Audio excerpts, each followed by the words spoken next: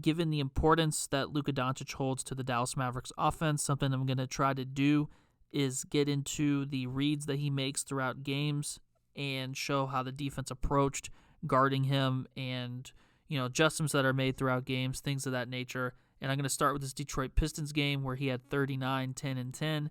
And, this is going to be a thing that I'm going to try to, work my way back on some of these previous games that he's done throughout the season, especially the ones after the All-Star break. But let's just get into this Pistons one now and jump into the first play. On the grab-and-go transition push, Luka Doncic looks like he's going to make a bounce pass here, plays out of that into a push crossover, has the defender in the air, gets into a step-back three, and misses the shot short.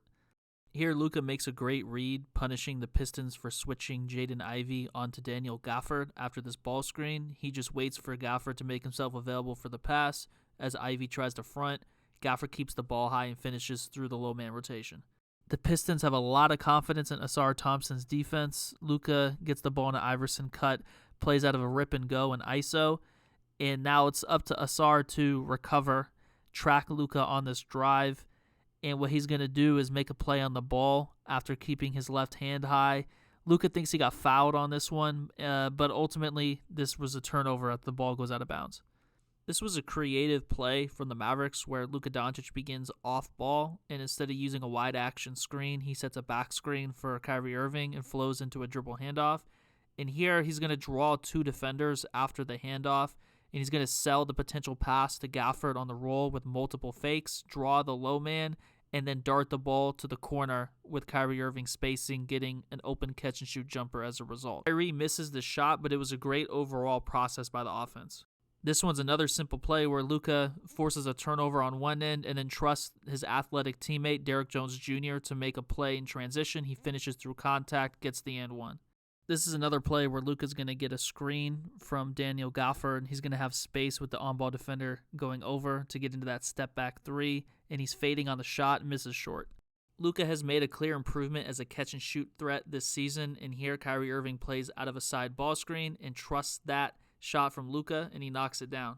There were quite a few plays of really aggressive defense from the Pistons. A stack pick-and-roll play draws like three defenders. Luka gets swatted deep on the drive, no foul call, and the ball goes the other way. Now, this play ends up being a great display of the value of having a guard that can put the ball on the floor and make a play that's not named Luka or Kyrie. Luka Doncic draws multiple defenders on this drive. Exum attacks off the catch, turns the corner, gets into a scoop finish, and banks it in. With the Mavericks pushing on the break, Luka Doncic is going to be able to cut into space and have James Wiseman as a mismatch. He passes out of it to get it back on an ISO, attacks baseline, and then plays off of 2 feet and makes a really tough floater as a double team comes. Luka's tough start in the turnover department continue. Ausar Thompson rips the ball from him and goes the other way on this possession after he tried to set up a spin move. The Mavericks play out of horns here and then flow into a double drag screen with Dante Exum screening as the first screener. Dwight Powell is the second screener, and then he re-screens by flipping that direction. And Luka's going to try to get into the gap, play out of a snake dribble, but the Pistons were aggressive with nail help, making a play on the ball, which then forced Luka to adjust his handle enough to where Cade Cunningham is now able to poke the ball from behind and force the turnover. This was another impressive defensive play from Ausar Thompson. He unders this handoff and then fights over the screen that Dwight Powell is going to set, which essentially serves as a rescreen. James Wiseman's going to make his presence felt as a big defender, and they're helping off the strong side corner, rotating the low defender. So Luka's going to try to snake into the gap once again and then play out of a shot fake, try to get a no-look pass to Dante Exum in the strong side corner. But a clear miscommunication. Exum was shaking up from the corner. Luka thought he'd be deeper, and the ball sails out of bounds. Now Luka gets the best of Ausar Thompson on this possession after rejecting a ball screen. Ausar tries to rip the ball loose from behind, doesn't manage to do so, and takes himself out of the play. And then now Luka's playing out of a stride stop against James Wiseman, who veer switches. Isaiah Stewart tries to make the low man rotation, and Luka uses a fake pass to the corner to draw him back, and this creates a perfect wraparound pass for Dwight Powell to just finish in the paint with no defender to account for him. A significant advantage that Luka creates for himself is understanding where double teams and help rotations are going to be coming from. He plays out of the post here, reads that he's likely going to be drawing this double team from the middle of the floor, and then he makes an inside move, draws the foul with contact, and gets to the free throw line. The Pistons continue to really emphasize having their big stay in a rim protection general position at a stack pick and roll with Tim Hardaway Jr. back screening. They're focused on having Wiseman make a play on the ball as Luka gets into that scoop finish, and he ends up fouling him while trying to block a shot on the other side of the rim while being a little late on that rotation. The Pistons make it clear that they're willing to live with Luka taking threes. Asar Thompson goes under the screen, gives space for the step back, and Luka misses the shot. Luka tries to make a throw-ahead pass in transition to Tim Hardaway Jr., and they aren't able to connect, resulting in a turnover. The Pistons are having Isaiah Stewart, the center in this lineup, stay as the low defender against P.J. Washington. Even though Kleba is the 5 in this lineup, they have a small guarding him, and that allows them to make a switch on that ball screening action. And now, with help on the weak side and in the paint, Luka is going to have to attack open space on the left. The defender knows that if he rounds off Luka's drive left, that he's probably going to have to settle for something tough on that side of the floor, which is exactly what happens. He takes a tough right-hand floater, tries to bank it in, and misses. This was an interesting wrinkle from the Mavericks offense. They run a double-wide pin-down action for Dante Exum, and he uses his passing skills to make an entry pass to Daniel Gafford, who just makes a quick turn and finish. Instead of getting into the frequent wide action that teams like to use in semi-transition, Luka gets to the nail and comes up for a handoff from Daniel Gafford, and he's going to draw the big defender, and knowing this, he's going to be able to loft the ball up to the roller with a lot of smaller defenders responsible for the backline responsibilities. So Gafford's going to be able to jump up, grab the ball, and get into the finish attempt without having the threat of a rim protector trying to block his shot. Luka Doncic begins this play as one of the bigs in a horn set. Daniel Gafford comes up the screen, flips it, and then now the big defender's trying to hold positioning to allow the on-ball defender to recover. And Luka's just going to get into a quick post-up here against a smaller guard, plays through contact with a couple back-down dribbles, sets up the drop step, and finishes the floater over the top.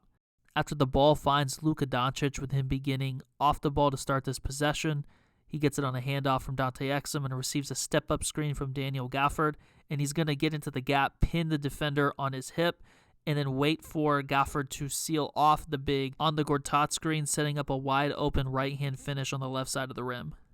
Here, Luka knows he's going to have the ability to get his shot off from the perimeter with Daniel Gafford flipping the screen, and the big's not going to try to blitz or switch, so he's going to have space as the on-ball defender tries to recover, takes advantage, and gets the shot off and knocks it down. The outcome of this play was certainly interesting. Luka inbounds it to Kyrie Irving, who receives a ball screen from Daniel Gafford. Now Luka's spacing from the corner, shakes up as Irving drives, and gets into the motion shooting three, banks it in for the make.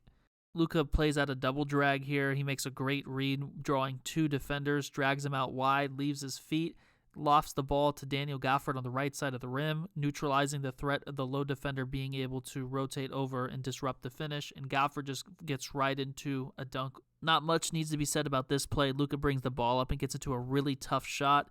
He's at the center court logo with his heels and just raises up to shoot and misses it. This is a great display of passing vision, talent, and the value of having size as a guard. Luka Doncic draws two defenders at the ball screen, drags them off wide, and then darts the ball to the weak side after seeing that the low defender was tagging the roller. And then now this is up to Kyrie Irving to make a play in space after the X out, and Cade Cunningham comes up with a quality defensive stop. The Mavericks begin this play with Luka Doncic playing off the ball. Kyrie Irving is going to initiate it against full court pressure, and Maxi Kleber is going to set a down screen for Luka, a middle floor ISO.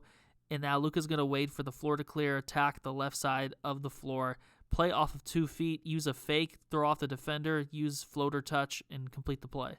It didn't count as an assist, but after the missed shot, Luka Doncic pushes on the break on the grab and go, has a matchup he likes with Cade Cunningham, so he just aggressively attacks, plays through contact, draws the low defender, gets the ball moving. Josh Green gets it on the extra pass, draws a foul on the closeout, and gets to the line for 3 free throws.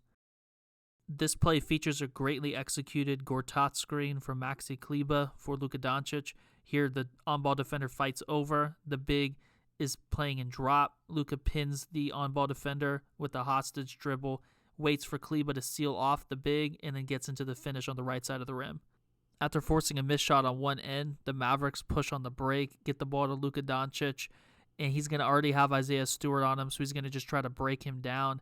He plays out of the right to left crossover, goes between the legs, and then reads the defender playing the drive, gets into the step back, shoots over the top, and knocks it down. The Mavericks are going to play out of a flare screen for Luka Doncic to get him the ability to take a catch-and-shoot look on the catch if he has it. And here he sweeps his right leg. He's not on balance on the shot. And with him also fading back, he misses short on the right side of the rim. But the Pistons trying to show and recover against Luka Doncic on the ball screen that he ends up getting into after they hand off from Daniel Gafford. He counters the momentum of the on-ball defender trying to recover by using an in-and-out dribble, and now the defender is having to recover throughout the whole drive that Doncic gets into, going to his right, and is able to draw a foul deep on the drive to get to the free throw line.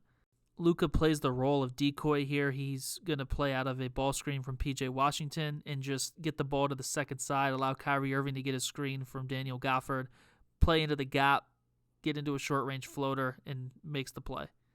Even when the defense protects the rim out of drop coverage against a ball screen, Luka's going to get to a spot that he likes. Here he drives left, plays through contact on his hip, gets into a step back. The defender is now trying to recover as Luka's getting into the shot. There was enough space cleared as a result of the move, and now Luka's just shooting an easy shot off one leg, knocks it down. Luka already has a matchup he wants after P.J. Washington pushes it. He sends Washington away after trying to screen for him. Luka plays out of the push crossover to attack open space going left, and now he's going to have a short-range gap to get to. Bobbles the ball on the step back, but then still manages to control it enough to hit the shot with shooting touch. This play features quality ball movement after P.J. Washington's screen for Luka Doncic, and he drew a switch. He just gets the ball to Derrick Jones, and everyone touches it on this possession. Ends up with Kyrie Irving taking corner three that he hits. After the missed shot, Luka's going to get into a ball screen with Daniel Gafford, and the on-ball defender is going to die on the screen. Luka's going to attack downhill and quickly see that the low defender is rotating over, and he throws a no-look pass, flipping it over his shoulder, gets it to the weak side corner. The ball pops, finds Kyrie Irving for a wide-open catch-and-shoot three. After the Mavericks force a turnover defensively, they get aggressive with Luka Doncic attacking as the initiator. And as he's able to get into an attack with the between-the-legs dribble, there's a flare screen for Kyrie Irving set by P.J. Washington that just neutralizes the weak side defense. Luka turns the corner against Jaden Ivey and protects the ball from the strong side help and is able to get into a scoop finish as a result. The Pistons had an interesting approach to this action. It starts out with a ball screen from Daniel Gafford, and the Pistons are going to stay in with the big and drop coverage. Kyrie comes to screen for Luka, and they switch that one, so Luka has a window to get a shot off. He pulls up from three. Gafford stays active on the offensive boards as the shot goes up, comes up with the rebound, and gets a putback up and draws a foul in the process. This is just one of the many examples of how challenging it is to handle Luka when he's attacking the rim with aggression. He, is a big frame guard. He's going to play to that contact, attacking left early on, get into that between the legs as the defender tries to recover. As Luka secures his handle, it throws off the timing of Fournier on the recovery, and he's able to get into the scoop finish with his right hand. After the Mavericks gain the defensive rebound, Luka attacks Evan Fournier on the break. He doesn't really create an advantage despite having the space early on, and then ends up getting Cade Cunningham switched onto him as the play develops, passes to P.J. Washington to get it back in the post. And the Pistons send a late double. Luka passes out of it. The ball finds P.J. Washington, who takes a contested shot. So the Pistons handled the rotations well, and then the Mavericks end up getting the offensive rebound, but the focus was on the approach on the initial shot. This was a creative approach from the Mavericks. They run an elevator screening action for Tim Hardaway Jr., and he ends up getting stifled on a drive attacking middle after not getting a clean shot on the catch. Here, again, he's attacking middle, gets stifled, and then Josh Green spaces out from the three-point line and ends up being the recipient of this pass, and he attacks the defender over pursuing, and this is the value of having an off-the-dribble threat here who can use athleticism in just random situations throughout a game. He's able to just turn on the jets, get to the rim, or an emphatic dunk. The Mavericks play out of that same action later on, and this time the Pistons are expecting Hardaway to receive those screens, so they're top-locking him, and he counters by disengaging with a push-off and is now wide open on the backdoor cut for Luka to dish the ball to him for a finish.